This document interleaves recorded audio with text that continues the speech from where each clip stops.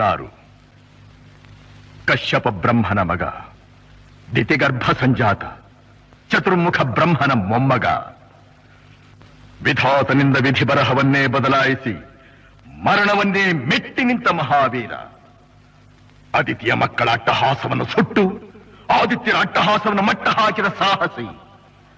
ಅತಳ ಬಿತಳ ಸುತಳ ರಸಾತಳ ತಳಾತಳ ಮಹಾತಳ ಪಾತಾಳಗಳನ್ನು ಪಾದದಡಿಯಲ್ಲಿ ತುಳಿದಿಟ್ಟ ಪರಾಕ್ರಮಶಾಲಿ. ಅಡಿಯಿಟ್ಟರೆ ಬೆರೆಯುವುದು ಭೂಮಿ, ತಲೆ ಎತ್ತಲು ಬೆಚ್ಚುವುದು ಭಾನು, ಕೈ ಎತ್ತಲು ನಡುಗುವುದು ಸೃಷ್ಟಿ. ಚತುರ್ಮುಖನ ಸೃಷ್ಟಿಯೇ ನನ್ನ ಆಜ್ಞೆಯನ್ನು ಪಾಲಿಸುತ್ತಿರುವಾಗ